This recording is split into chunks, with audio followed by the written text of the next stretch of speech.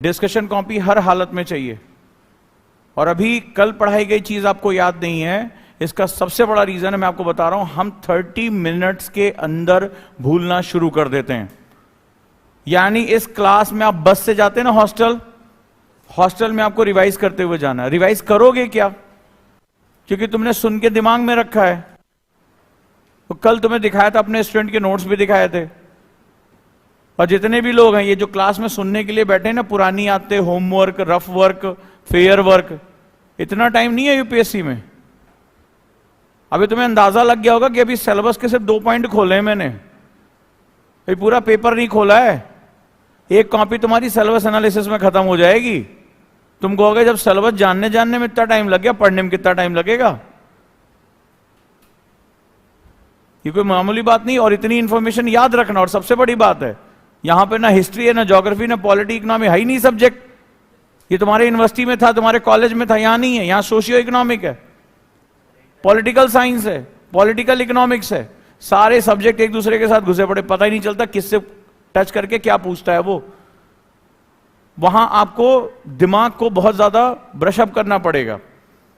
ये बहुत महामंत्र है, इसीलिए कल आपको पढ़ाया था और आप भूल गए इस समय। अगर यही चीज आपने ध्यान से लिखा होता, कोर वैल्यूज क्या होती है, और आपको पहले समझाया था कारण प्रभाव, फिर से लिखो उसको, बार बार बोलूंगा, कारण प्रभाव, कॉज एंड इफेक्ट।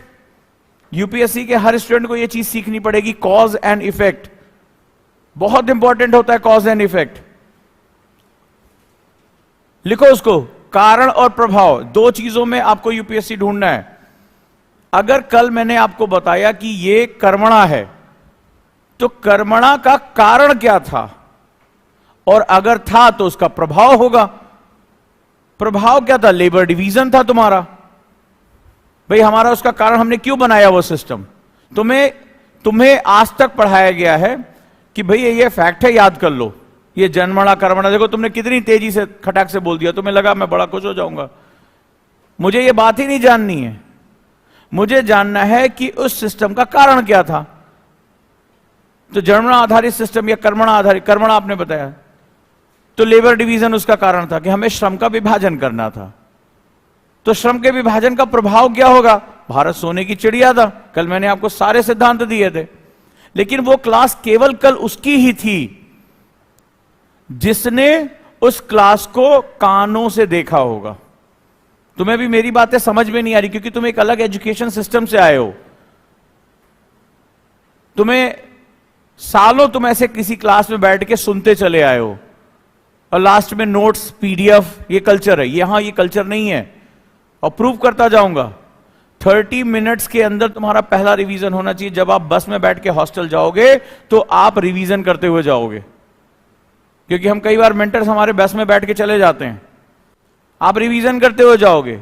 हॉस्टल उतरने से पहले तुम्हारा फर्स्ट रिवीजन हो जाना चाहिए। गुरुकुल है, यह आश्रम व्यवस्था है, यहां के नियमों का पालन करना पड़ेगा, सक्सेस ऐसे नहीं मिलेगी।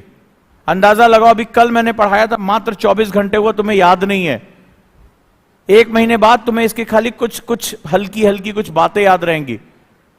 एग्जाम ऐसे नहीं क्वालिफाई होगा बेटा, बड़ी मेहनत कर। अभी तो मैं सिलेबस खाली डिस्कस कर रहा हूं, और अभी यही मॉडर्न इंडिया के साथ जाके जुड़ेगा। कितनी बार गांधी और अंबेडकर के व्यू में अंतर पूछा जा चुका है।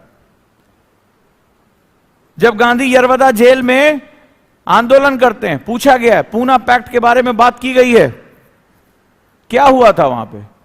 गांधी वर्ण व्यवस्था के हिमायती थे। तो इसका मतलब गांधी क्या भारत में जाति पात? नहीं, गांधी ने कहा कि वर्ण व्यवस्था इसलिए थी क्योंकि उससे लेबर डिवीजन किया जा सकता है, और भारत को क्या करना है? गांधी आगे चलकर ग्राम स्वराज का कॉन्सेप्ट रखते हैं।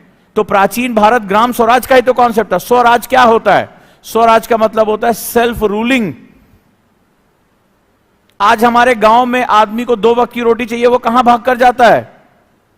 कहां भाग कर जाता है? तुम लोग ये क्लास कोचिंग करने के लिए कहां आए हो? एनसीआर में आए हो, नोएडा में आए हो, दिल्ली में आते हो, तो तुम्हें तुम्हारी जरूरत की चीज तुम्हारे गांव में नहीं मिल रही ना। आज गांव के गांव खाली हो गए। मैंने अभी गांधी का एग्जांपल लिया, अब मैं अर्बनाइजेशन का एग्जांपल ले रहा हूं। पलायन, माइग्रेशन तुम्हारे सिलेबस में अभी पढ़ाऊंगा आज। तो तुम पलायन क्यों कर रहे हो? क्या तुम्हें यह सुविधा तुम्हारे गांव में मिल रही है? नहीं मिल रही है। तो नहीं मिल रही है तो कहां जाओगे? शहरों पे भाग के जाओगे। तो शहरों पे भाग के जाओगे तो लिविंग स्टैंडर्ड क्या होगा? डाउन होगा ना। शहरों में भीड़ बढ़ेगी, भीड़ बढ़ेगी तो आज की खबर उठा के आज न्यूज़पेपर किसने पढ़ा कि दिल्ली की हवा अत्यधिक प्रदूषण की श्रेणी में है? पढ़ा?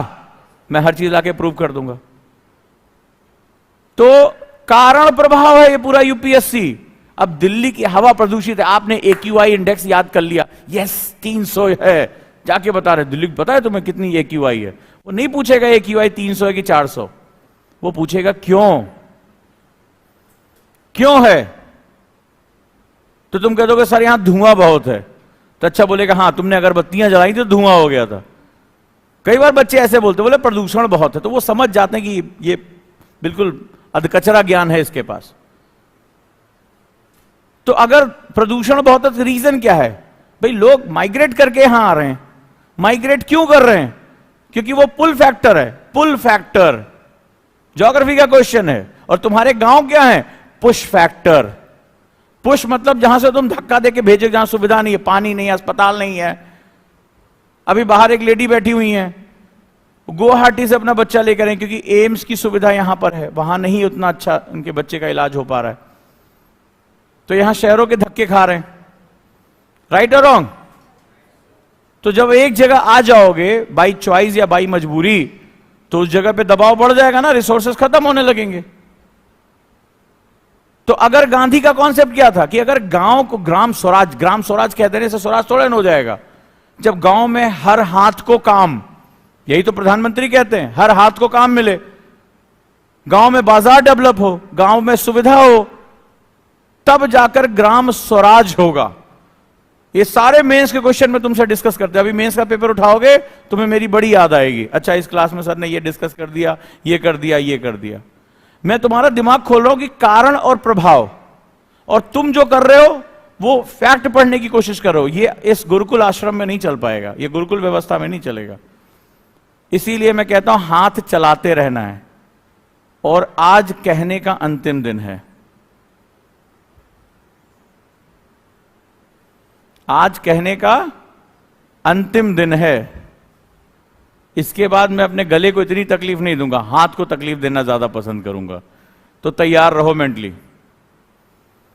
तो आज से लिखना शुरू कर दो प्रॉपर, और फिर तुम कोने में पहुंचे, सेंटर में लिखना है। तुम्हारी स्थिति तो बड़ी दयनीय चल रही है, कहां घूमते रहते हो मानसिक रूप से।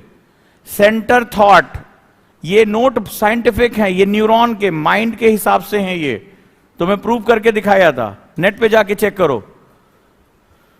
अभी इसके कई लेवल मुझे तुम्हें सिखाने हैं। तुम्हारे सीनियर बैच को मैंने 9 कोडिंग करनी सिखा दी, इसी में कोडिंग में ये चलता है। फिर कलर कोड सिखाऊंगा, सिर्फ कलर मारोगे तुम्हें पता चल जाएगा क्या लिख रहे हो तुम, तुम्हारा नोट्स कोई चुरा ही नहीं पाएगा। तो क्लास को एकदम निचोड़ लेना है। समझ में आई गलती? तुम कितने क्वेश्चन मिस कर रहे हो? जाके प्रीवियस ईयर पेपर देखो, यरवदा जेल की बात हुई है, पूना पैक्ट की बात हुई है, अंबेडकर गांधी का तो हर दूसरे साल क्वेश्चन आता है व्यू में डिफरेंस को लेके। अर्बनाइजेशन, पलायन, पुश पुल फैक्टर, मैंने आज कम से कम 7 क्वेश्चन तुमसे डिस्कस कर लिए मेंस के।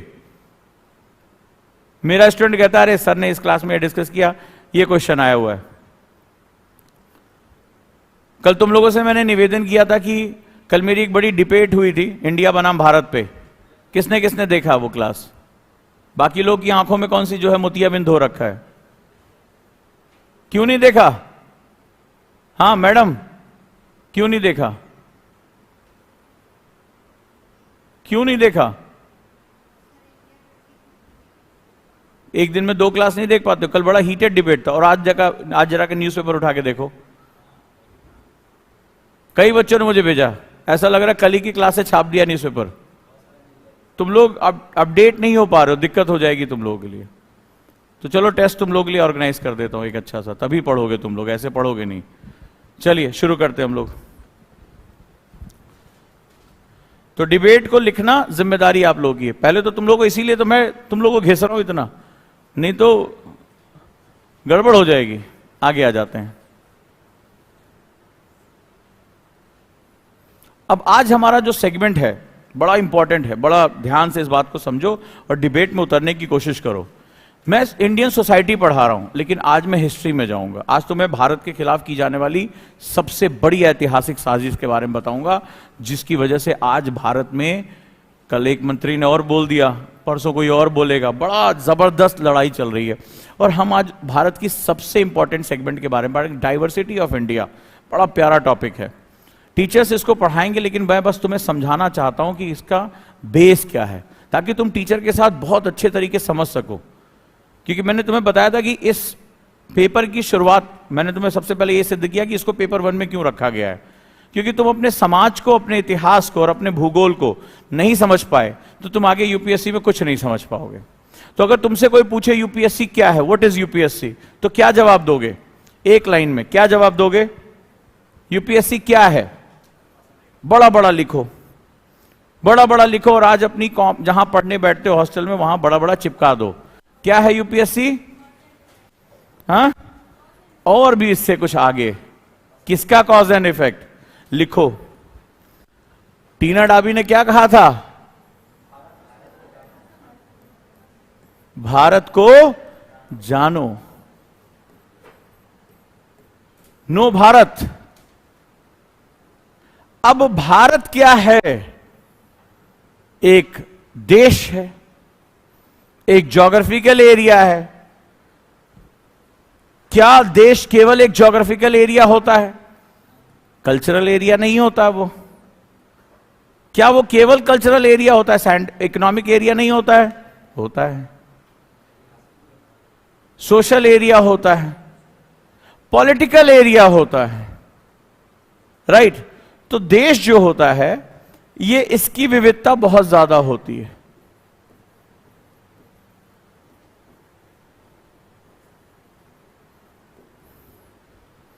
तो आपको यूपीएससी को अगर समझना है, मैं नहीं कह रहा हूं, टीना डाबी भी कह रही है, जिसने आईएएस टॉप किया, यूट्यूब पे वीडियो पड़ा हुआ है, कहते हैं भारत को जानो। जिस स्टूडेंट ने इस पूरी कहानी को, इसी बात को रट लो एकदम, कि मुझे इस पूरी यात्रा में पूरा सिलेबस कुछ और नहीं है, सिर्फ और सिर्फ देश को जानने का नाम है। कभी पूरा सिलेबस अपने आंख के सामने रख के देखना कि कुछ नहीं है, सिर्फ भारत को जानो। तो सेंटर में तुम्हारा देश होना चाहिए।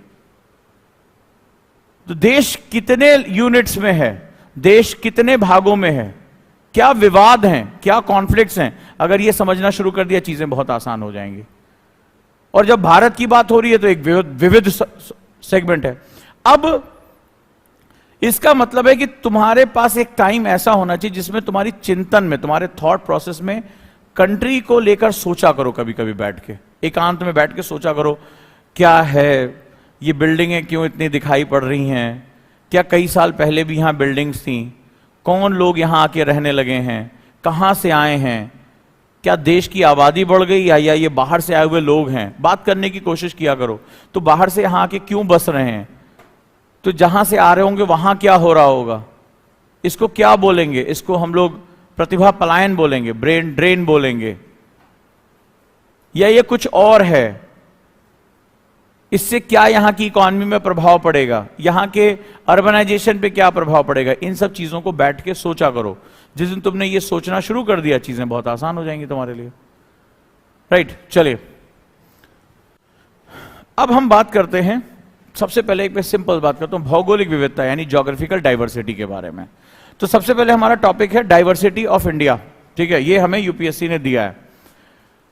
तो कल की क्लास में मैंने बताया था और बार बार बोलता हूं कि कभी भी किसी चीज को समझने के लिए दो शब्दों का प्रयोग करना बहुत जरूरी। मैं चाहता हूं कि मेरा स्टूडेंट एक राइट पर्सपेक्टिव से चीजों को समझे। हिस्ट्री को समझने के लिए तुम्हारे पास दो चश्मे हैं, एक बोलते हैं देश और दूसरे को बोलते हैं काल। बताया था कि अगर तुम्हें समझना है इतिहास को, इतिहास में बड़ी लड़ाई होती है, ये गलत है, ये सही है। हिस्ट्री को तुम्हें समझना है तो तुम्हारे पास दो चश्मे होने चाहिए। एक देश, देश का मतलब it's not about country, it's about geography. Geography, because geography include climate, जलवायु, सब कुछ यही तय करता है। और दूसरा होता है काल, यानी टाइम जोन। Time zone.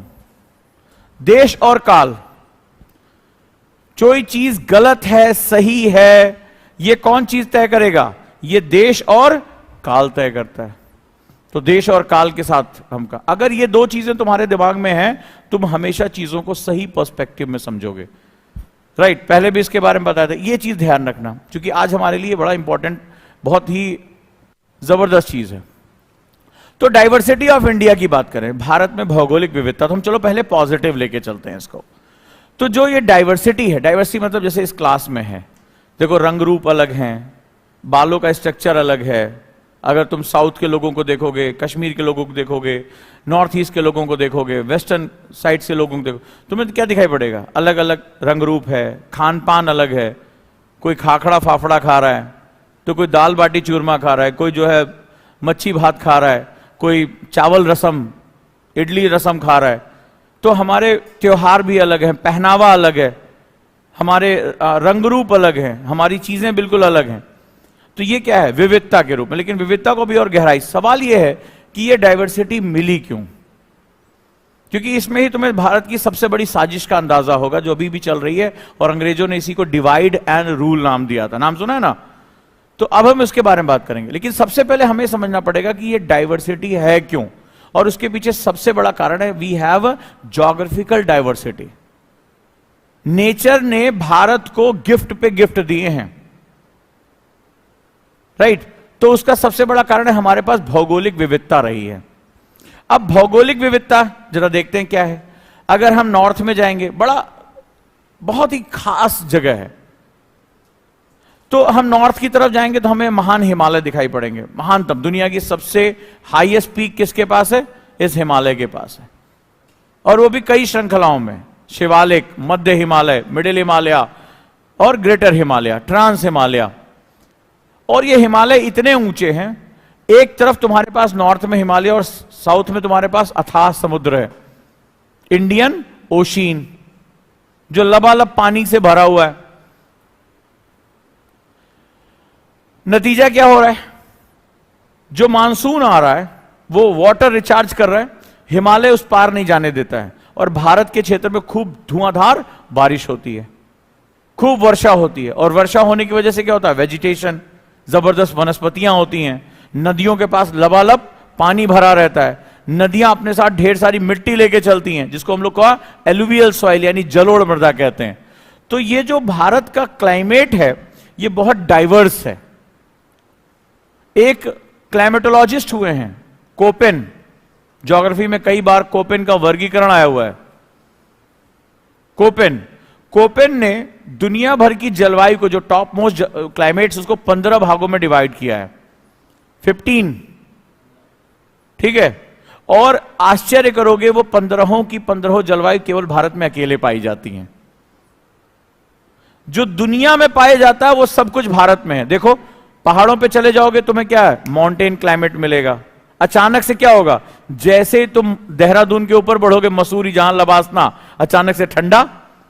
कुछ किलोमीटर देहरादून और मसूरी के बीच में जानते हो कितना फर्क है? 30 किलोमीटर का, हार्डली 30 किलोमीटर में क्लाइमेट चेंज हो जा रही है। मसूरी में बर्फ पड़ती है मात्र 30 किलोमीटर के अंदर।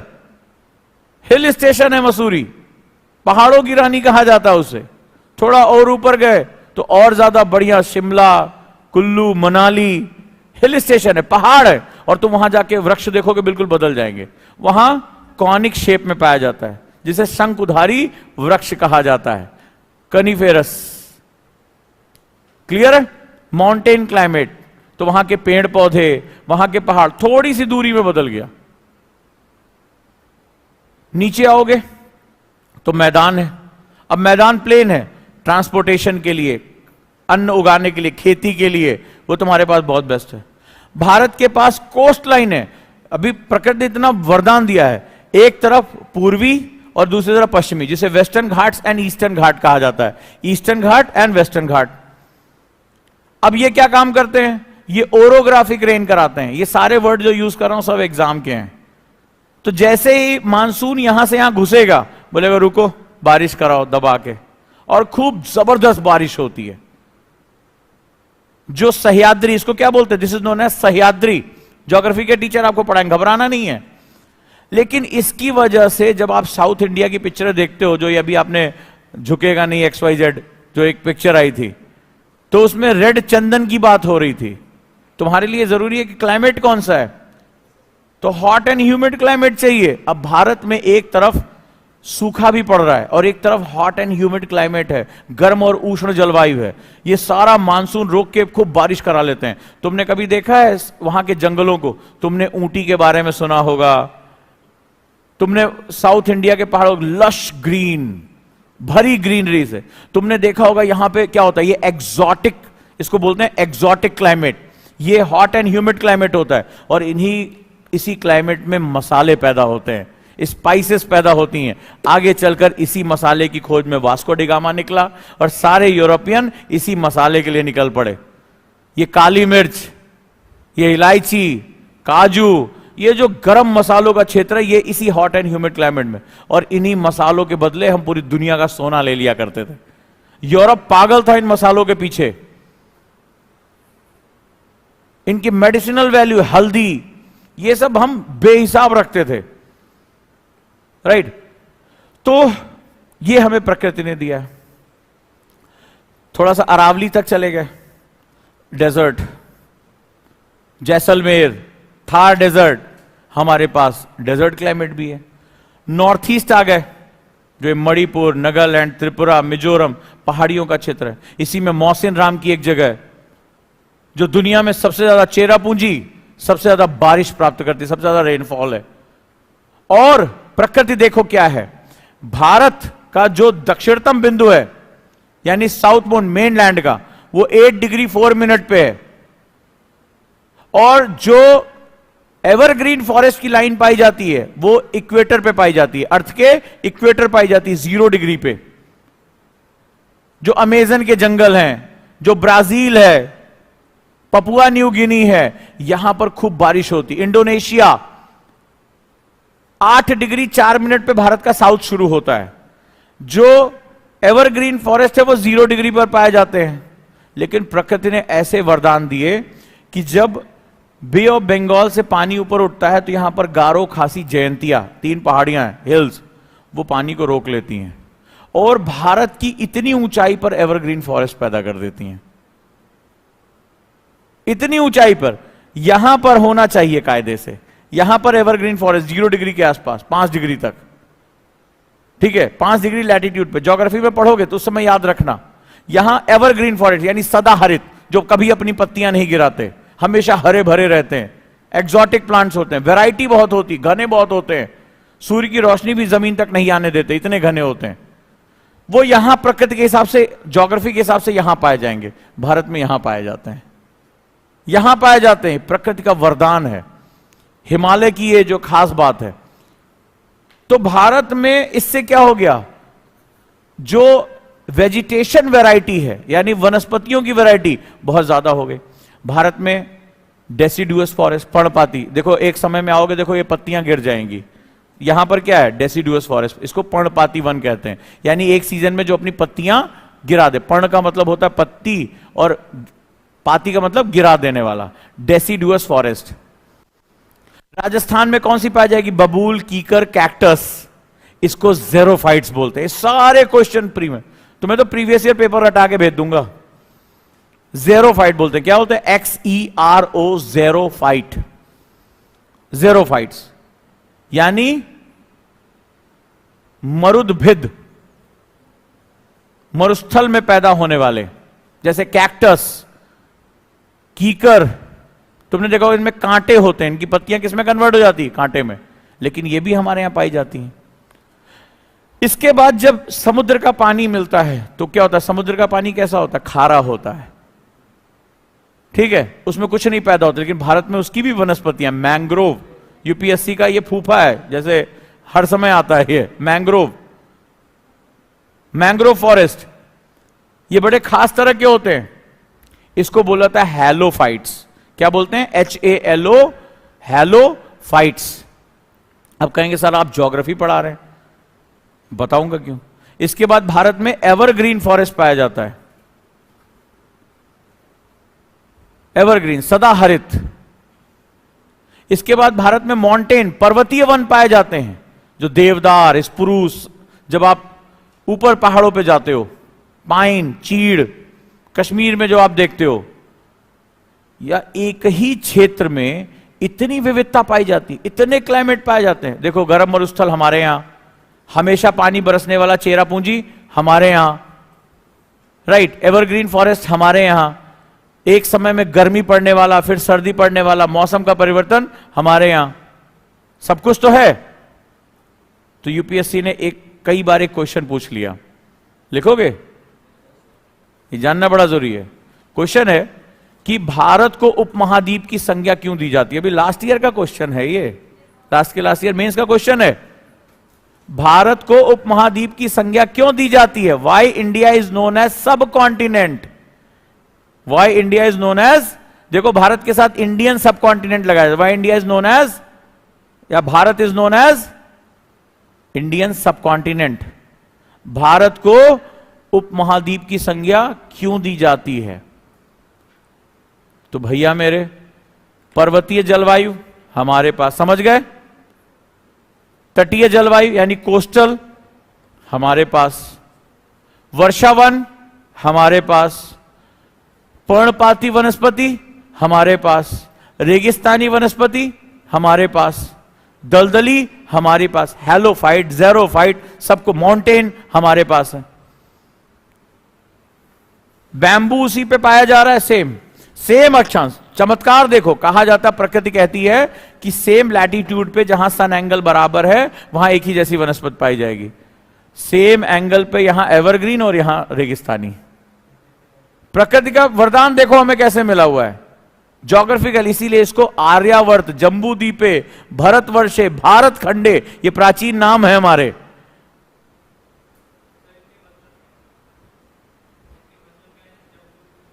जामुन के वृक्ष वाला क्षेत्र, ठीक है, दैट इज डेसिडुअस। आर्य, आर्य मतलब ये बाद में ब्रिटिशर्स ने कहा आर्य बाहर से आया, नहीं, आर्य मतलब श्रेष्ठ लोग, मतलब superior people are known as Arya. आर्यावर्ते, भरत, जो भरत मुनि या भरत, महाराजा भरत के नाम पर, भरत खंडे, भारतवर्षे, संसार को ज्ञान देने वाला क्षेत्र, भारतवर्ष, ये हमारे नाम थे, नाम है, फिर से हो जाएंगे, ठीक है। तो ये कल हमारी यही डिस्कशन हुई थी। सवाल ये, तो इसको उपमहाद्वीप क्यों कहा गया, कॉन्टिनेंट? ये मेंस का क्वेश्चन है 10 नंबर का। अब बता सकते हो इसको महाद्वीप क्यों कहा गया? कि एक कॉन्टिनेंट में जो क्लाइमेट पाया जाएगा वो सब भारत के अंदर है, जो एक पूरे कॉन्टिनेंट में पाया जाएगा। तुम अंदाजा लगाओ कि इसी अक्षांश पे आपके वर्षावन पाए जा रहे हैं, यानी रेन फॉरेस्ट, और इसी अक्षांश पे तुम्हारे ज़ेरोफाइट्स पाए जा रहे हैं, यानी शुष्क वनस्पतियां, जो कांटे जिसमें निकल आते हैं। ये चमत्कार सिर्फ भारत में है। इस सह्याद्री के एक तरफ सदाहरित वन है, दूसरी तरफ सूखा पड़ रहा है, यह भारत का चमत्कार है। वहां पर्णपाती वन पाए जा रहे हैं और एक तरफ सदाहरित वन पाए जा रहे हैं। तो इससे क्या पैदा होता है? इसको बोलते हैं, जो वर्ड हम अब इस्तेमाल करने जा रहे हैं, इसी को बोलते हैं डाइवर्सिटी। क्या बोलते हैं इसको? डाइवर्सिटी। बहुत लोग अभी इसका मतलब नहीं समझ पाते। सह्याद्री के एक तरफ, ये क्वेश्चन आया हुआ है, याद रख लेना या लिख लेना, तुम्हारी मर्जी। उसमें क्वेश्चन पूछा गया था, एक ही अक्षांश पर महाबलेश्वर और पूना है, हमारे दो शहर है, महाबलेश्वर और पूना। महाबलेश्वर में खूब झमाझम बारिश होती है, लेकिन पूना शुष्क रहता है, कारण बताएं, बता सकते हो? एक ही अक्षांश पे, same latitude, the Mahabaleshwar and Poona इस लिखा, Mahabaleshwar and Poona situated at the same latitude. ऐसे देखो, सेम लैटिट्यूड पर महाबलेश्वर और पूना है, ये और पूना है। Mahabaleshwar get the sufficient rain but Poona doesn't. Why? जहां महाबलेश्वर को अत्यधिक वर्षा प्राप्त होती है, पूना को नहीं। यह क्वेश्चन है, जाके आप चेक कर लेना क्यों। यही तो भारत की विविधता है। तो इन दोनों के बीच में क्या है? ये दोनों अक्षांश सेम है, लैटिट्यूड सेम है, लेकिन इन दोनों के बीच में इंडिया की ज्योग्राफी है और उसको बोलते हैं Sahyadri. This is known as Sahyadri, यानी वेस्टर्न घाट्स, पश्चिमी घाट, इसको सह्याद्री कहा जाता है। तो एक कॉन्सेप्ट अभी मैंने नाम दिया ओरोग्राफिक रेन, पर्वतीकृत वर्षा। क्या बोलेंगे इसको? पर्वतीकृत वर्षा। तो जिस साइड से हवा आकर टकराती है, तो हवा जा रही है एकदम पूरा मॉइस्चर लदा हुआ है, मैं जा रही हूं घूमने, तो इधर हिमालय आगे, वो एक सह्याद्री आगे, बोले कहां जा रहे हो? तो क्या हुआ, जैसे वो हवा ऊपर उठेगी ठंडी हो जाएगी, कंडेंस हो जाएगी, बारिश हो जाएगी। तो एक साइड खूब झमाझम बारिश होती है और उधर क्या होगा? Evergreen forest, lush green forest. इधर क्या होगा? बादल खाली हो गए, लुट गया, ठीक है, सारा पानी निकल गया। इसको बोलते हैं लीवर्ड साइड। क्या बोलते हैं? सब क्वेश्चन आए हुए एग्जाम में, लीवर्ड साइड। वृष्टि छाया प्रदेश, जिधर बारिश कम होती तो इधर वर्षा क्या होगी? रेन ज्यादा, रेन कम। अब कहोगे सर ज्योग्राफी क्यों पढ़ा रहे हो? बात इंडियन सोसाइटी की शुरू हुई थी, लेकिन ये जो वर्ड रेन है, ये हमारी लाइफ का बड़ा इंपॉर्टेंट सेगमेंट है, ठीक है, हमारी लाइफ का बहुत इंपॉर्टेंट सेगमेंट है। अब यहां से तुम सोसाइटी के एस्पेक्ट समझ सकते हो। मेरे पास लस ग्रीन फॉरेस्ट है, बारिश हो रही है, मेरी एग्रीकल्चर का नेचर अलग होगा, होगा कि नहीं होगा? मैं एग्जॉटिक जो है वो फलों को या चीजों को उगाऊंगा, तो मेरी इकॉनमी क्या हो जाएगी? अलग होगी। मेरे पास बारिश नहीं हो रही है, तो मैं क्या करूंगा? या बारिश कम हो रही है, तो मेरा एग्रीकल्चर का मॉड्यूल बिल्कुल अलग होगा, खान पान अलग होगा, पहनावा अलग होगा, सारी चीजें बदल जाती है। सिर्फ एक पहाड़ की वजह से दोनों कल्चर्स के बीच में बहुत बड़ा डिफरेंस आ जाता है, बहुत बड़ा डिफरेंस आ जाता है। तो ये जो कॉन्सेप्ट है ये बहुत ही इंपॉर्टेंट हो जाता है। क्वेश्चन को क्यों है? अब आंसर क्या दोगे? Because of orographic rain. Answer क्या रहेगा? पर्वतीकृत वर्षा।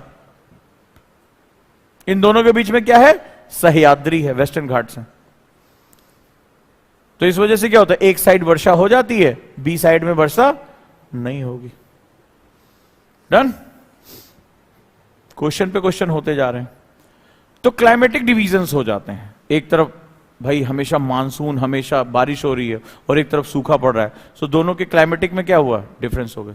तो जब क्लाइमेट में डिफरेंस होता है, क्लाइमेट सब कुछ तैयार करता है, सब कुछ, हम क्या खाएंगे, हमारा रंग रूप कैसा होगा, हमारा पहनावा कैसा होगा, हमारे मकान कैसे होंगे, ये सब कुछ क्लाइमेट तय करता है। तुम कोस्टल इलाके पे चले जाओ जहां खूब बारिश होती है, तुम किसी की भी फ्लैट छत नहीं देखोगे। देखोगे कैसी छत होती है? स्लैंट होती है, स्लैंट होती है। क्यों? फ्लैट डालोगे, पानी से दब के मर जाओगे, खत्म, पानी फंस गया, छत गिर जाएगी। जहां पे बर्फ गिरती है स्लैंट छत होती है। कश्मीर में चले जाओ, किसी की भी फ्लैट छत नहीं पाओगे, बर्फ गिर जाएगी, मर जाओगे, खत्म, दब के। तो हमारे मकान क्या है? डिजाइन अलग है सबकी। तो सेम चीज है यहां पर। तो हमारी वेजिटेशन, एग्रीकल्चर, हमारा रंग रूप, हम कैसे दिखते हैं, ये सब कुछ। अब साउथ के लोग 0 डिग्री के पास जा रहे हैं, सूर्य की किरणें ज्यादातर समय तक सीधी पड़ती है, हमारी त्वचा का रंग कैसा होता है? डार्क होता है। अब तुम लगा लो, एक विदेशी कंपनी आती है, अरे सांवला रंग है, शादी नहीं होगी, हमें दिखाया जाता ना, पहले लड़कियों के लिए एक क्रीम आती थी, अब लड़कों के लिए भी आने लगी। अरे भाई सीधी सी बात है, सूर्य की किरणें पड़ रही हैं हमारे ऊपर, हमारा एंगल है, यूरोपियन के पास स्लैंट पड़ती है, हमारे सीधे पड़ रही हैं, तो मेलेनिन होगा, हमारी त्वचा ज्यादा अच्छी है। हमारी अच्छी चीज को, कल की क्लास यही हुई थी, हमारी अच्छी चीजों को कम वक्तों ने गलत बता दिया कि हमारे यहां गोरा होना बड़ा जरूरी है। बड़ी समस्या तो यह हो गया। जबकि सूर्य की किरणें, तुम साउथ के लोगों को देखो, बाल हल्के तुम्हें घुंघराले दिखाई पड़ेंगे, बिकॉज ये क्लाइमेटिक एडॉप्टेशन है।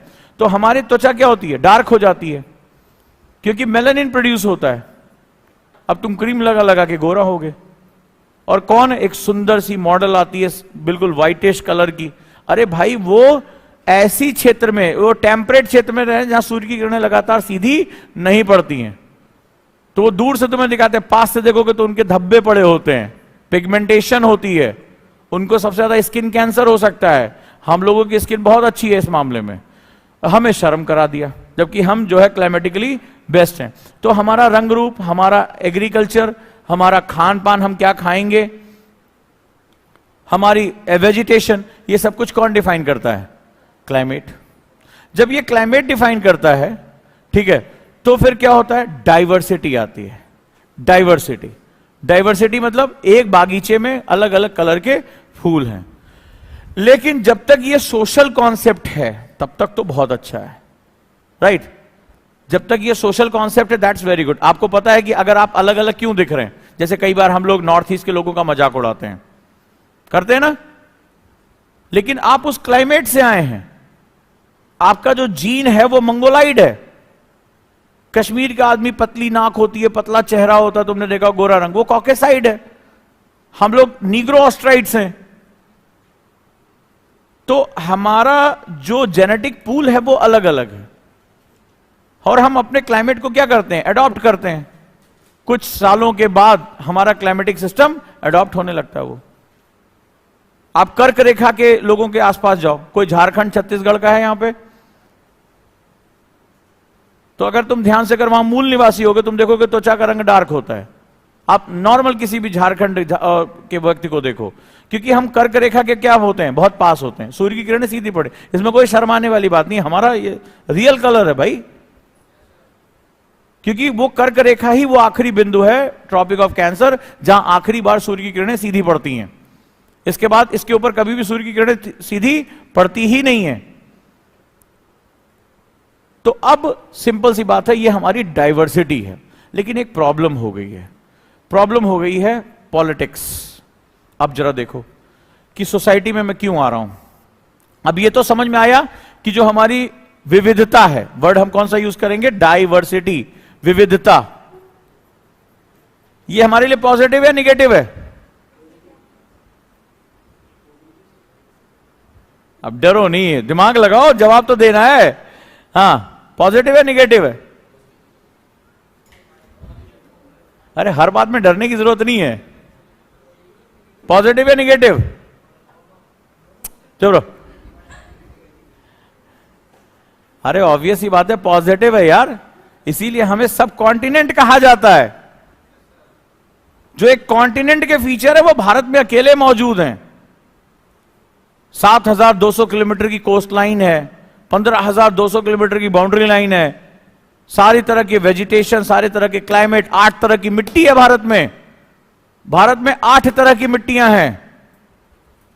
किसी एक क्षेत्र में इतनी मिट्टियों की विविधता ही नहीं है जितनी भारत में मौजूद है। तो मिट्टी की विविधता होगी। 2 तरह की नदियों का तंत्र है हमारे पास, साउथ और नॉर्थ की नदियां। अरे भैया, जब हमारे पास मिट्टी होगी, क्लाइमेट होगा, तो हमारे पास उतनी तरह का एग्रीकल्चर भी तो होगा। और यही कारण था कि दुनिया भर की सभी सभ्यताओं में हमारी सभ्यता क्या थी? बहुत आगे थी। इसने इतिहास का कोर्स हमारा चेंज कर दिया था। तुम्हें जो चाहिए भारत में आ जाओ, और भारत के आदमी के पास मिट्टी है, एग्रीकल्चर है, पानी है, लहलाती फसलें हैं, पेट भरा हुआ है। अब पेट भरा हुआ तो हम अपना ध्यान किधर लगाते थे? ज्ञान, विज्ञान, कला, संस्कृति, इसके उत्थान में हम लगाते थे।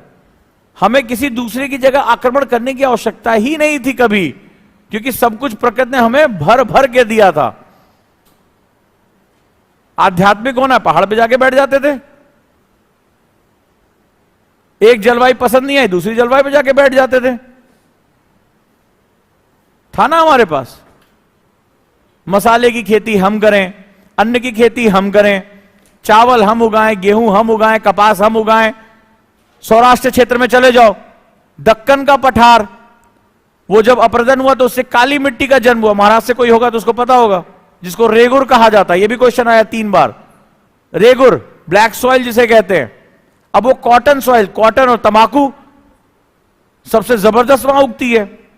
जलोढ़ मिट्टी, गेहूं और चावल। 5 नदियों का क्षेत्र पंजाब हमारे पास। नदियां अपने साथ क्या बनाती हैं? दोआब बनाती हैं, डेल्टा बनाती हैं, वो हमारे पास। तराई रीजन हमारे पास, खादर, बांगर, जितनी भी चीजें कहोगे सब हमारे पास है। क्या नहीं है हमारे पास? लोमी सॉइल हमारे पास। हमने अंग्रेजों ने चाय के बागान बो दिए वहां पे। दार्जिलिंग का पूरा रीजन लोमी सॉइल है, बड़ी खास तरह की सॉइल होती है। तो ये सब कुछ हमारे पास था। तो हमें किसी के ऊपर आक्रमण करने की जरूरत है नहीं, लेकिन पूरी दुनिया हम पे आक्रमण करेगी। क्यों? वो स्टेपी में घास के मैदान लिए घूम रहे हैं, उनके पास इतनी चरम जलवायु खाने के लिए नहीं है। यूरोप में वास्को डी गामा क्यों आया था? किसका मामा था जो यहां आया था? वो जो हमारे यहां काली मिर्च थी, वो लोग जाड़ों में उनके पास खाने के लिए नहीं होते थे, उनका खाना सड़ जाता था, वो इतनी ठंड वहां पड़ती थी कि वो खाना जो है यूज नहीं कर सकते थे। तो वो क्या होता था कि वो मीट के ऊपर अगर मसालों का लेप जब कर देते थे तो वो बचा रह जाता था। सोचो, भारत में हमारे यहां बासी, आयुर्वेद कहता है बासी दोपहर का खाना शाम को नहीं खाते थे, हम इतने भोकाली थे हम। आयुर्वेद के हिसाब से शाम का खाना सुबह नहीं, आज भी देखो घरों में परंपरा है, बासी खाना नहीं दिया जाता है। हम बासी खाना नहीं खाते थे, वो 4-4, 5-5 महीना प्रिजर्व करके रखते थे। वो मछली मांस पे लेप लगा के रखते थे कि जाड़ों के दिनों में बाहर नहीं निकल पाएंगे तो वही खाएंगे। तो भारत के मसालों की वहां पागलपन की जो है खोज थी कि मसाले चाहिए। ये जावा, सुमात्रा, भारत, और 60-60 यहां से मान लो 10 रुपए खरीदा, वहां ले जाके 60 गुना दाम पे बेचते थे। ये स्थिति थी इनकी। दे बोली लगा लगा के खुश थे, 600-600 रुपए में मसाला बेच रहे थे वहां पे। तब वो यहां आया था। तो हम कभी नहीं कहीं गए, क्योंकि हमें कहीं जाने की जरूरत, दुनिया में ऐसा विविध देश ही नहीं, हम पूरे महाद्वीप की जलवायु लेके बैठे हुए हैं।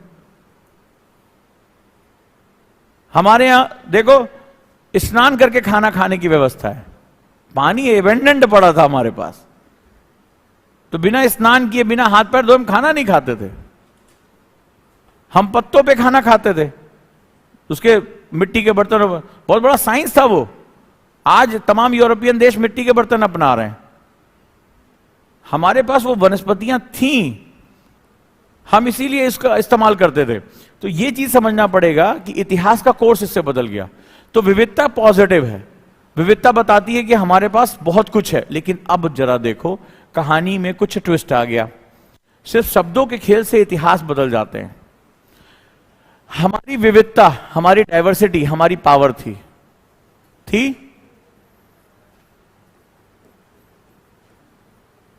क्योंकि इस डाइवर्सिटी का बेस क्लाइमेटिक डाइवर्सिटी है। लेकिन जब इसी डाइवर्सिटी को तुम एक शब्द के साथ रिप्लेस कर देते हो,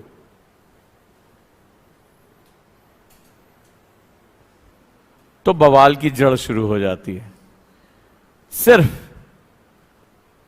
क्योंकि इसमें आप अपने नेचुरल सिस्टम को अडॉप्ट कर रहे हो। एग्जाम्पल लेता हूं, मांसाहार और शाकाहार, आजकल बवाल चल रहा है ना। आईआईटी मंडी के डायरेक्टर ने कुछ बोल दिया कि हिमाचल की तबाही के पीछे मांसाहार कारण है। अभी आपने देखा होगा हाल ही में, तो नॉन वेज और वेज में बड़ा बातचीत चल रही है, उस पर लड़ाई होती रहती है, उसको धर्म से जोड़ दिया जाता है कई बार। इसका संबंध क्लाइमेट से, अगर आज की क्लास में तुम्हें समझ में आ गया होगा। क्योंकि जो पंथ है, धर्म ही नहीं पंथ कहूंगा इसको, जो रिलीजियस बिलीव है, वो अपने क्लाइमेट को अडॉप्ट करता है। मान लीजिए आप दो क्लाइमेट, एक क्लाइमेट में खूब मिट्टी अच्छी है, पानी है, फसलें हैं, सारी चीजें, पशु है, पक्षी है, तो आपके पास अन्न उगाने का साधन है, आपके पास एग्रीकल्चर का बेस है, तो आप क्या खाना खाओगे? शाकाहार करोगे, है ना। लेकिन आप किसी ऐसी जगह पे हो जहां पर रेगिस्तान है, पानी नहीं है, मिट्टी नहीं है, आपके पास अन्न नहीं है, तो क्या करोगे? ट्रॉपिक लेवल को मेंटेन कराने के लिए, यानी एनर्जी लेवल को मेंटेन कराने के लिए क्या खाओगे? मांस खाओगे, क्योंकि तुम्हें जिंदा रहना है। तो तुम्हारे अपने रीति रिवाजों में किसकी इनपुट आ जाएगी? मांस का इनपुट आ जाएगा। और अगर आपके पास धन धान्य है, आपने गोदाम बना रखे हैं अन्न के, आपके पास रबी, खरीफ, जायद, हर तरह की फसलें हैं, लबालब भरा हुआ है आपके पास, तो आप शाकाहार अपनाओगे। तो डाइवर्सिटी आपको बताती है कि मैं आपकी पहचान के साथ आपको स्वीकार करता हूं। जो सनातन पे डिबेट चल रही है वो स्वीकारोक्ति का नाम है।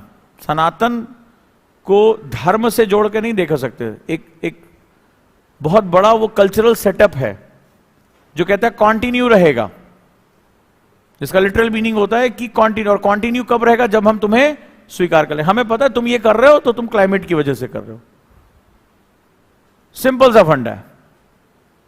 मान लो बहुत ठंडी जलवायु में हो, पहाड़ों पे हो, तो पहाड़ों पे हो तो इसका मतलब वहां पे तुम बहुत अच्छी एग्रीकल्चर नहीं कर पाओगे, तो तुम अपने खान पान को मेंटेन करने के लिए क्या करोगे? मांस का प्रयोग करोगे। बहुत सिंपल सा फंडा है। अब यहीं पर जरा हम दूसरी चीज देख लेते हैं। लेकिन अगर मैं इसको सही और गलत से जोड़ दूं कि भाई ये सही है ये गलत है, तो मामला खराब हो जाएगा, मामला खराब हो जाएगा। वहां पर एक शब्द आ जाता है जिसको हम लोग भिन्नता कहते हैं, this is known as diversity, और डिफरेंस आ जाता है। और जब ये डिफरेंस आ जाता है तो क्या होगा? आप अपनी चीजों को लेके लड़ना शुरू कर दोगे, फिर आप सही और गलत की लड़ाई शुरू कर दोगे कि मैं जो कर रहा हूं वो सही है, ये जो कर रहा है वो गलत। जैसे भारत में नॉर्थ साउथ डिवाइड हो गया, देखा आप लोगों ने, जो द्रविड़स्तान की मांग हो रही है, विभाजन, और नॉर्थ हिंदी भाषी अलग, द्रविड़ भाषी अलग, तो क्या हो गया? डिफरेंस हो गया, डाइवर्सिटी नहीं, डिफरेंस हो गया। ये रीति रिवाजों में, मान्यताओं में, एक छोटा सा एग्जांपल ले लें, हम ज्यादातर हम साउथ एशिया का पार्ट है, सूरज की गर्मी पड़ती है तो हमारी त्वचा का रंग मूलतः डार्क है, और हम ये कहें कि ये लड़की गोरी है, ये लड़की जो है वो सांवली है, तो ये क्या होगा? ये मामला खराब हो गया, ये मामला खराब हो गया, क्योंकि हम एक क्लाइमेटिक सिस्टम का, डिफरेंस नहीं है, डाइवर्सिटी है। हमें यह समझना पड़ेगा कि इतने छोटे क्षेत्र में हमारे पास बहुत बड़ा जेनेटिक पूल है, ये हमारी पावर है। अगर कोई नॉर्थ ईस्ट से आ रहा है, उसकी आंखें पतली हैं, त्वचा का रंग पीला है, बेबी हेयर है, शरीर गठीला है, तो वो हमसे कमतर नहीं, हम उसको गलत सलत नाम से नहीं पुकार सकते। ये उसकी क्लाइमेट की वजह से, और वो इसलिए क्योंकि वो सरवाइव कर रहे हैं वहां पे। आप देखिए उनकी त्वचा कैसी होती है, मोटी चमड़ी हो जाती है वहां पे, क्योंकि वहां सूर्य की किरणें पड़ रही हैं, तिरछी पड़ रही लेकिन सीधे पड़ रही हैं, वहां पे आ रही है, मतलब वो त्वचा पे ले रही हैं उसको।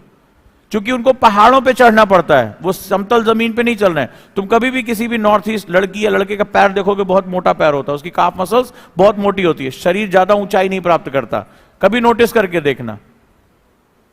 तो तुम बड़ा अकड़ के चलोगे, देखो हम तो पंजाब से, हरियाणा से हैं। अब तुम पंजाब हरियाणा से हो, तुम्हें पहाड़ों पे रोज ऊपर नीचे चढ़ना पड़े, तो आपको पता है कि जब अगर आप किसी एंगुलर सरफेस पे चल रहे हो तो आपका जो सेंटर ऑफ ग्रेविटी जिसे हम लोग कहते हैं वो ऊंचा हो जाएगा, बैलेंस नहीं बना पाओगे, तो आपको सरफेस के पास रहना पड़ता है। साइंस है बहुत छोटा सा। तो सालों सालों उन्होंने क्या किया, उसको अडॉप्ट कर लिया। जितने तुम लंबे होगे उतना मुश्किल होगा तुम्हें चढ़ना, तो आपकी हाइट क्या होती है? कम हो जाती है। नोटिस करके देखना कभी। लेकिन आप मजबूत बहुत हो जाएगी। इसलिए आज खेलों में देखो, मीराबाई चानू, मैरी कॉम, इनके घूंसे अच्छे अच्छे नहीं झेल पा रहे हैं, ये वजन उठा रही हैं। स्पोर्ट्स में देखो, है ना? तो क्यों? मौके मिले उनको, आज वो निकल गए, क्योंकि उनका शारीरिक गठन बड़ा मजबूत है। तुम्हें जिम जाके ट्रेनिंग लेनी पड़ेगी, उन्हें बस केवल अपने घर से खेत तक आना जाना है, बस हो गया उनका एक्सरसाइज। कभी पहाड़ों पे उतर के देखना, जब ग्रेविटी तुमको नीचे बुलाती है तब देखना पैर में कहां कहां जोर लगता है बैलेंस बनाने में, काफ मसल्स कैसे मजबूत हो जाती हैं। तो उनका क्लाइमेटिक सिस्टम ऐसा, हम उसके आधार पे अगर हम भिन्नता करते हैं तो फिर वो हमारी गलती, हम बेवकूफ हैं, हमसे गलती हो रही है। अगर कोई किसी का रंग डार्क है तो देखो ना क्लाइमेटिक सिस्टम उसका क्या है। अगर डार्क नहीं हुआ तो सर्वाइव ही नहीं कर पाएगी, उसको स्किन कैंसर हो जाएगा। ये मेलानिन है, ये उसका प्रोटेक्शन लेयर है। आपने देखो कोई जिसकी त्वचा का रंग हल्का होता है, उसको ले जाके धूप में रख दो, उसको सनबर्न हो जाते हैं, उस सन स्क्रीन लगाए घूमता है इंसान। लेकिन जो उस क्लाइमेट में उसको कोई फर्क नहीं पड़ता, धूप में घूम घाम के चले, खत्म हो गया बात, है ना? चमड़ी छूटने लगती है, डाल के देखो किसी गोरे आदमी को डाल दो वहां पे, चमड़ी छूटने लगेगी उसकी, जल जाती, सनबर्न कहते हैं उसको, झेल ही नहीं पाएगा, वो मेलेनिन ही नहीं है उसके पास। तो ये हमारा क्लाइमेटिक सिस्टम है, ये हमारी डाइवर्सिटी है। लेकिन जब इस डाइवर्सिटी के साथ अच्छा और बुरा लगा दिया जाता है तो ये विभाजन पैदा कर देता है, यानी हम ही सही हैं, तुम गलत हो। जब मेन मुख्य धारा के लोग नॉर्थ ईस्ट के लोगों को एक अलग नाम से बुलाते हैं, उनका मजाक उड़ाते हैं, अलग अलग क्षेत्रों में हम अलग अलग भाषा को उसका मजाक उड़ाते हैं, तो फिर वहां दिक्कत हो जाती है, फिर वो डिफरेंस का कारण। और भारत में बहुत लंबे समय से हमने अपनी डाइवर्सिटी को डिफरेंस में कन्वर्ट कर दिया, और इसी का फायदा सबसे ज्यादा किसने उठाया? ब्रिटिश ने। डिवाइड एंड रूल की पॉलिसी उन्होंने, और जाते जाते उन्होंने देश को बांट के किनारे कर दिया, बांट के किनारे कर दिया।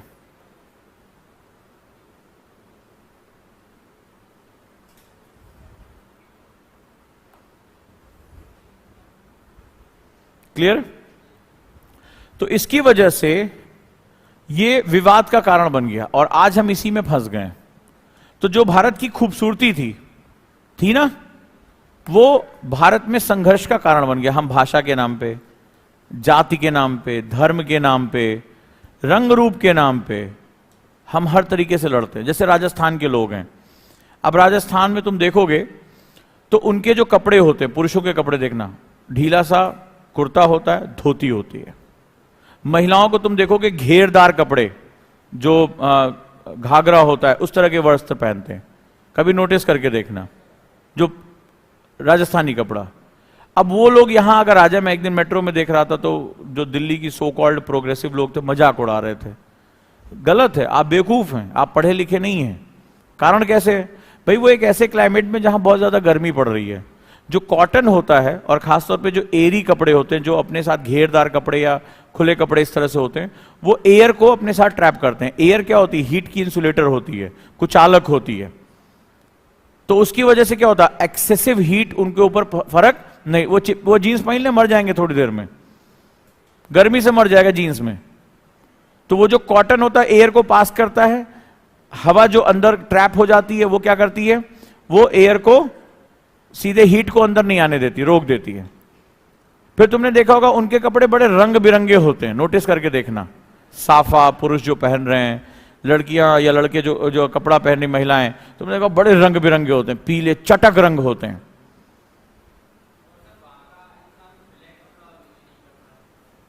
और वाइट भी तो कम ही यूज कर रहा है, लेकिन तुम देखोगे रंग बिरंगे कपड़े यूज करते हैं। क्यों?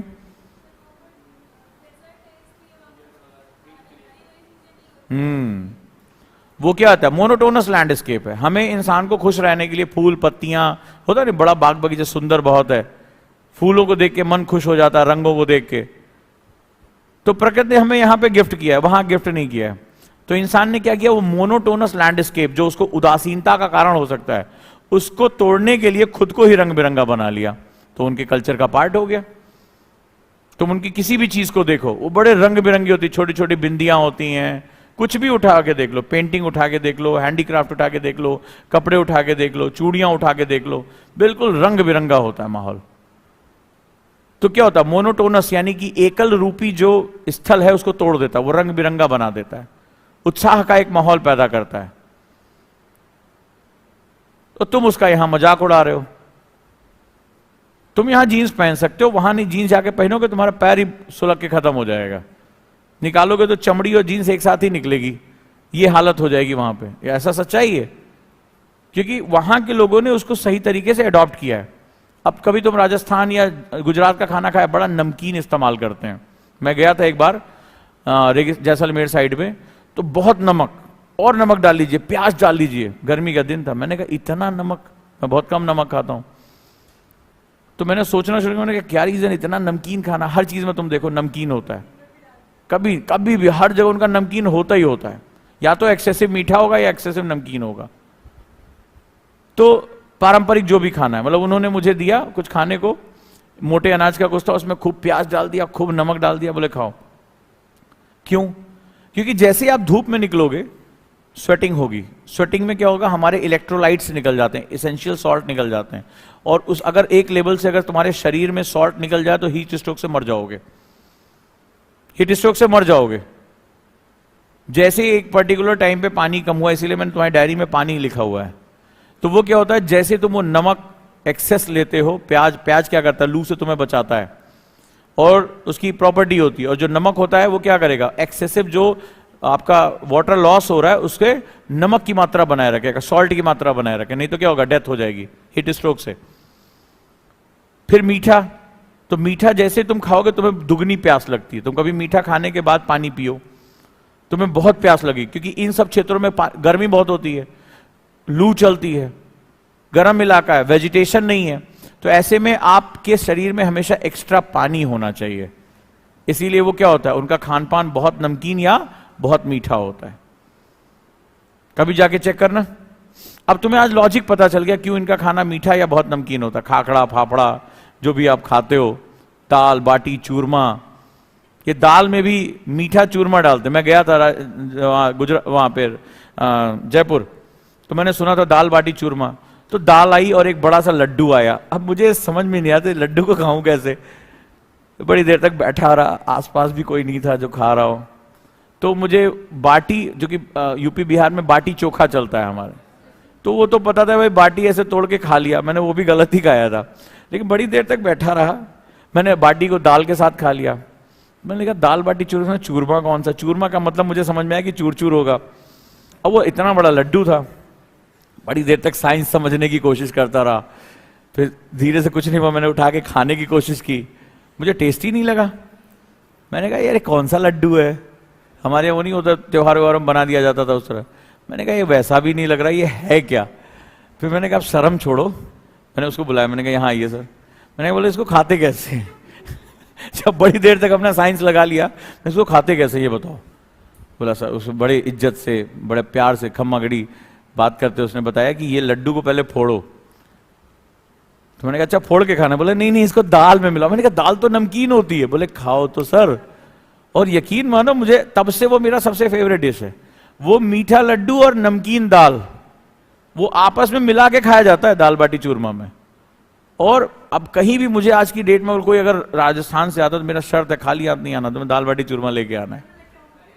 हाँ, अरे तो फिर खाली हाथ नहीं आना, इसके बाद जा लेना, वापस कर दिए जाओगे स्टेशन से ही। हम एक ही फॉर्म में रिश्वत लेते हैं, खाने पीने का सामान, ठीक है। तो वहां पे जब मैं गया था क्लास लेने के लिए, मेरे स्टूडेंट बहुत खिलाते रहते थे, तो वहां मुझे समझ में आया कि इसको कैसे खाते हैं। लेकिन उनमें भी नमक की मात्रा, मोटे अनाज जो कि बॉडी के लिए बहुत इंपॉर्टेंट है, और शुगर की मात्रा, ताकि आप ज्यादा से ज्यादा पानी पी सको। अब तो आजकल हर जगह मिल जाए। वहां पे चावल लोग खाने लगे हैं जो कि वहां का खाद्य नहीं है।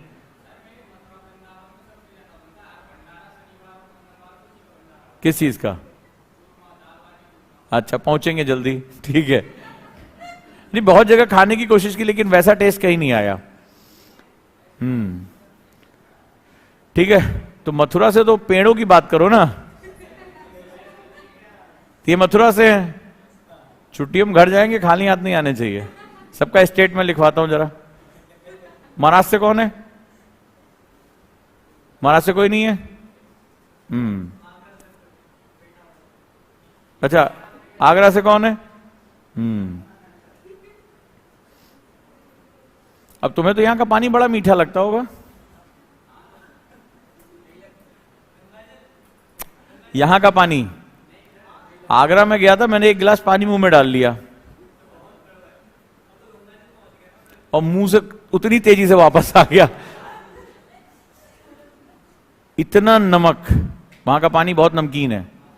तो वहां बिना ठंडा पानी, आप ठंडा पानी ही पी सकते हो और किसी हालत में कुछ नहीं पी सकते। वो तुम्हें लगता है, वो जो दुकानदार था वो बोला पानी तो ठीक है सर, आप कह रहे हैं नमक। मैंने कहा 2 चम्मच डालिए कि 3 चम्मच नमक तुम्हारे लिए। तो फिर हम भी वहां जब रहे तो हमने उसको अडॉप्ट कर लिया।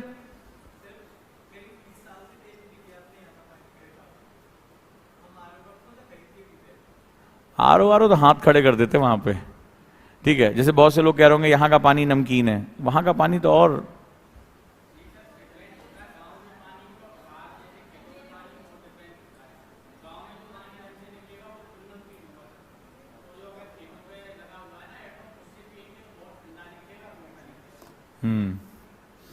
ठीक है। तो आपको समझ में आया डाइवर्सिटी क्या है, उसका रीजन क्या है और डिफरेंस।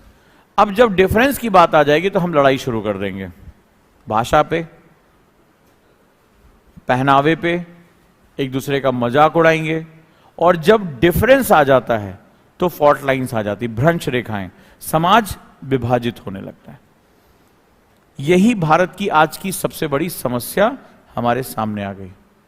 ये सारी भाषाएं हमारी हैं, ये भारत की भाषाएं हैं, लेकिन हम इसके नाम पे लड़ाई लड़ रहे हैं। हम आइडेंटिटी, क्योंकि डिफरेंस के साथ एक वर्ड जुड़ जाता है आइडेंटिटी, पहचान, हु वी आर, हम कौन हैं। फिर वहीं से भारत का विभाजन शुरू हो जाता। भारत ने 1947 में विभाजन देखा, वो धर्म के आधार पर था, और फिर आगे चलकर वही धर्म के आधार पर बटा हुआ पूर्वी पाकिस्तान भाषा के आधार पर बांग्लादेश हो गया, क्योंकि पश्चिमी पाकिस्तान जो था वहां उर्दू बोली जाती थी, और जो पूर्वी पाकिस्तान था वहां बांग्ला बोली जाती थी। वहां भी राष्ट्रगान हमारे ही गुरुदेव रविन्द्रनाथ टैगोर ने अमार सोनार बांग्ला वहां लिखा। दोनों के रचयिता, भारत और बांग्लादेश के राष्ट्रगान के रचयिता भारतीय रविन्द्रनाथ टैगोर हैं, गुरुदेव, समझे। तो आगे चलकर क्या हुआ, भाषा के आधार पर बढ़ गया, धर्म के आधार पर बटा, भाषा के आधार पर बढ़ गया। तो जो डिफरेंसेस होते हैं वो फॉल्ट लाइंस क्रिएट करते हैं, वो फॉल्ट लाइन क्रिएट करेंगे, और फिर वहां से क्या होगा, विभाजन होना शुरू हो जाएगा। तो आपको अगर देश की एकता और अखंडता बनाए रखनी है, उसकी सॉवरेनिटी बनाए रखनी, यूनिटी बनाए रखनी है, तो हमें समझना पड़ेगा कि दीज आर अवर डाइवर्सिटी। और डाइवर्सिटी और डिफरेंस में एक ही चीज का अंतर होता है, एक्सेप्टेंस एंड नॉन एक्सेप्टेंस,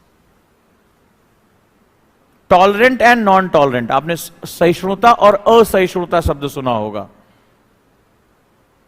तो अगर मैं तुम्हारी पहचान को समझते हुए तुम्हें स्वीकार करता हूं, एक्सेप्टेंस है, so I accept, I understand diversity, I understand diversity, मैं विविधता को समझता हूं।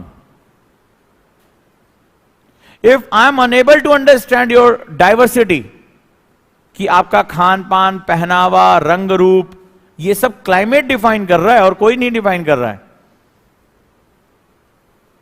तो फिर क्या होगा, मैं इनटॉलरेंट हो जाऊंगा, मैं आपको बर्दाश्त नहीं करूंगा, और फिर वहां से क्या हो जाएगा, आपका टकराहट शुरू हो जाएगी, और ये टकराहट समाज को इकट्ठा नहीं होने देगी।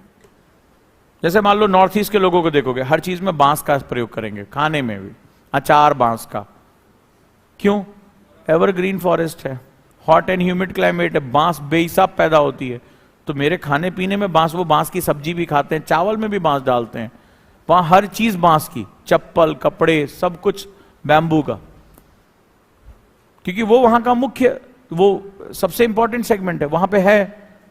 अब जो तुम्हारे यहां बांस है ही नहीं, तुम कैसे इस्तेमाल करोगे, नहीं करोगे ना।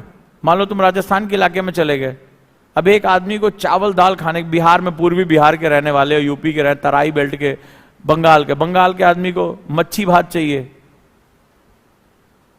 दाल चावल चाहिए, जिसे कहते हैं डीबीसी। बिहार में क्या चलता है, दाल भात चोखा आलू, डीबीसी है, कोई है, हाँ। लेकिन राजस्थान का आदमी, उसको मोटे अनाज चाहिए। तो गलत कौन है इसमें, वो जो क्लाइमेट नहीं समझता है, वो गलत है, वो गलत है। हरियाणा पंजाब का आदमी, वो गेहूं खाएगा, रोटी नहीं मिलेगा, परेशान हो जाएगा, वो कई लोग हो रहे हैं, ठीक है, कई लोग हो रहे हैं। तो क्यों, क्योंकि वो उसका क्लाइमेटिक सेगमेंट है, वो मक्के की रोटी, सरसों का साग, ये जो वहां पैदा हो रहा है वही पे बात करेगा ना। कभी तुमने सुना किसी साउथ इंडियन को, इंडिया अयो आई नीड मक्के की रोटी, सरसों का साग, वो तो हर चीज में देखो चावल से बनी चीजें होती हैं, इडली, डोसा, रसम। अब रसम कभी खा के देखो, एग्जॉटिक सब्जियां, मसाले सब मिक्स करके उसमें रहता है, उनका हर चीज चावल के आसपास, उत्तपम, ठीक है, देखो सारी चीजें चावल, उड़द, ये सब मिला के बना देते। तो वो तुमसे थोड़े ना बोलेंगे, घर पहुंचे और बोले आई नीड मक्के की रोटी, जो वहां पैदा ही नहीं हो रहा, वो क्या है वहां पे लाके तुम उससे भागोगे, नहीं बोलोगे ना। या कभी सरदार जी कोई बोले कि वाइफ आज तुम जो है 1 गिलास लस्सी और डोसा खिलाओ, ऐसा नहीं होगा ना वहां पे। तो ये हमारा क्लाइमेटिक सिस्टम हो रहा है, हमारा सारी चीजें उसी के साथ जुड़ी होती हैं। साउथ इंडियन लोगों का कपड़ा देखो, उसको लुंगी नहीं चट्टी बोलते हैं, ठीक है। अब तुम हंसोगे, लेकिन ये उनके लिए बहुत आवश्यक, क्योंकि वहां बहुत ह्यूमिड क्लाइमेट है, तुमने इस तरह के कपड़े अगर पहन लिए, जैसे उनके साथ तुम देखोगे एक अनरखा होता है, जैसे एक गमछा कहते हैं, चट्टी जो लुंगी होती है, एक शर्ट होती है, और वो ओपन, मतलब आप देखोगे टक इन नहीं किया जाता उसको पारंपरिक रूप से। क्यों? बिकॉज ऑफ एयर पास होती रहनी चाहिए, नहीं तो हॉट एंड ह्यूमिड क्लाइमेट आपको बहुत परेशान करता है। कभी तुम गर्मी के दिनों में, जब बरसात का दिन आता है, जब बहुत पसीना होता है, तुम देखो कपड़े शरीर से चिपक जाते हैं, बड़ी उलझन होती है, काम नहीं कर पाओगे तुम, गुस्सा बहुत तेज आती है, जल्दी नहाए और ये स्वेटिंग जो है खत्म हो। तो वो हम सारी चीजों को अपने क्लाइमेट के हिसाब से अडॉप्ट करते हैं, और जब हम इसको अडॉप्ट नहीं करेंगे, आप कश्मीर में चले जाओ, फैरन पहना जाता है, एक ऊपर से ऐसे चोले जैसा कपड़ा होता है फैरन, पूरे सारे कश्मीर में तुम एक टाइम पे एक ही जैसा कपड़ा देखोगे। उसमें क्या होता है, ऊपर लबादे जैसा होता है, डाल लिया वूलन का। क्यों? क्योंकि उससे क्या होता है, एयर ट्रैप हो जाती है, तो वो अंदर, और उसके अंदर क्या अंगीठी रख लेते हैं, कपड़े के अंदर अंगीठी रख लेते हैं। मैं कश्मीर गया था, तो बिना, जब तक वो गर्म थैली जो होती है उसको रखे बिना सो ही नहीं सकते, रात में ही ठंड से मर जाओगे, क्योंकि वहां चिल्ले कलां, बहुत ही चुभती हुई ठंड होती है, भयानक। तो वो लोग क्या होता है, फैरन पहनते हैं और अंदर वो डाल लेते हैं अंगीठी, वो गर्म अंदर ही अंदर रहता है। तुम डाल के देखो किसी से धुआं धुआं सा रहता है, धुआं धुआं हो जाओगे, तुम नहीं कर सकते, क्योंकि तुम्हारा क्लाइमेट अलग है। तो इसी वजह से भारत में इतनी विविधता पाई गई, और क्लाइमेट की इस विविधता से हमारा तुम आर्ट कल्चर, हमारा क्लोथ, कभी भी तुम देखो हमारे पास क्या है, डाइवर्सिटी है, और ये डाइवर्सिटी हमारी पावर थी। लेकिन अगर मैं तुम्हें लड़ने का केंद्र बना दूंगा इस पे, तो मामला साफ हो जाएगा। वही हमारे साथ हो गया, बस, और कोई दिक्कत नहीं हुई। तो सोसाइटी को क्या करना पड़ेगा, अगर डाइवर्सिटी को एक्सेप्ट करना है तो एक्सेप्टेंस के साथ जाना पड़ेगा। किसको? हाँ। और अगर सोसाइटी डिफरेंस की तरफ चले जाएगी तो इसका मतलब सोसाइटी इंटॉलरेंट है, असहिष्णु है। अब तुम नॉर्थ ईस्ट के लोगों का मजाक उड़ाओ कि ये हमसे अलग दिखते हैं, हम लंबे चौड़े हैं, इनकी आंखें ऐसी हैं, इनकी बाल ऐसे हैं, त्वचा ऐसी है, ये उनका क्लाइमेटिक सिस्टम है। तुम भी कुछ पीढ़ी रहो, कुछ दिन बाद तुम्हारा भी ऐसे हाल हो जाएगा, ऐसे ही हो जाओगे, क्योंकि तुम्हें अडॉप्ट करना पड़ेगा। ठीक है, चलिए, तो आज ये दूसरा पॉइंट समझ में आया। आज बहुत क्वेश्चन डिस्कस हुए हैं। तो ट्यूसडे से आप लोगों की क्लास 2 पार्ट में डिवाइड है, 1 year batch and 2 year batch. 1 year वाले कितने हो गए हैं? 2024, ठीक है, 2025-26 डन है। तो दोनों लोगों की टाइमिंग अलग हो जाएंगे, और अपने अपने हिसाब से आपकी प्रिपरेशन शुरू हो जाएगी इस पर। 24 वाले थोड़ा रेडी रहें, क्योंकि उनके ऊपर प्रेशर बहुत आने वाला है। तो अभी बस 2 दिन 3 दिन और जी ले जिंदगी वाला हिसाब किताब है। जा सिमरन, जी ले अपनी जिंदगी। इसके बाद 12 तारीख से तो फिर हम खून पी लेंगे तुम्हारा, ठीक है, बहुत लंबा टाइम लगाएंगे, फिर तो लकड़ी की काठी, काठी पे घोड़ा, दौड़ते रहो, फिर कोई टेंशन नहीं है। ठीक है, इसीलिए नोट्स बनाने, रिवीजन करने, न्यूज़पेपर को बहुत ध्यान से कर लो सर के साथ। उसके बाद तो टेस्ट पे टेस्ट, टेस्ट पे टेस्ट, तो फिर किसी दिन तुम क्लास में खड़े हो जाओगे, तारीख पे तारीख, तारीख पे तारीख, ठीक है, चिल्लाना शुरू कर दोगे सनी देओल की तरह। कितने टेस्ट लेते हैं आप लोग? तो टेस्ट शुरू हो जाएंगे। Done, thank you. हाय, क्या आप भी आईएएस की तैयारी करना चाहते हैं? क्या आप पीसीएस की तैयारी करना चाहते हैं? बहुत दिनों से आप स्ट्रगल कर रहे हैं, लेकिन इसके बावजूद भी आपको सफलता नहीं मिली। भागदौड़ करने के बावजूद भी आपको कोई सॉल्यूशन नहीं मिल रहा है। सिर्फ आपका टेंशन बढ़ रहा है, आपका पेशेंस जवाब दे रहा है। इसी टेंशन को दूर करने और आपकी हर एक समस्या का समाधान लेकर आए हम, यानी ओजांग गुरुकुल कैंपस। यहाँ हम आपको सिखाएंगे आईएएस और पीसीएस जैसे एग्जाम की तैयारी कैसे आसान तरीके से की जाती है, कैसे डिसिप्लिन फॉलो किया जाता है, कैसे अनुशासन रखा जाता है। अगर आप भी चाहते हैं हम आईएएस और पीसीएस बने और अपनी जिंदगी के सारे सपने पूरे करें, तो अभी ज्वाइन करें Ojaank Gurukul campus. Because when we support the word selfless, the whole universe will support you endlessly.